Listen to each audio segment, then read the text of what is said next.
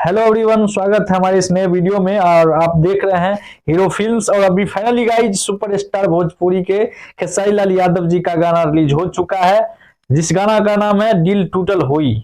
और ये गाना 2 घंटा पहले रिलीज कर दिया गया है बॉस म्यूजिक भोजपुरी पर। और आप जाके देख सकते हैं, जैसे कि ये देख लीजिए, 2 घंटा पहले ये गाना रिलीज हुआ है, लेकिन इसका व्यूज का रेशियो बहुत कम जा रहा है, देखने को मिल रहा है बहुत कम व्यूज जा रहा है। और देख सकते हैं आपके स्क्रीन पे, ये अभी 2 घंटा का व्यूज मात्र 47,000 2 घंटा में व्यूज आया है। लेकिन बात किया जाए तो अगर इसका टेलर का, तो ये गाना का टेलर 2 दिन में 2,47,000 व्यूज का पार किया है।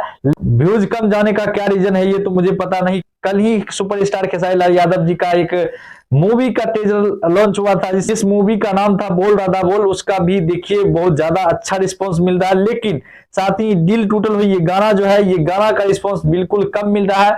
तो आप लोग ज्यादा से ज्यादा इस गाना को प्यार दीजिए। तो जय हो भोजपुरी समाज, जय हो भोजपुरी।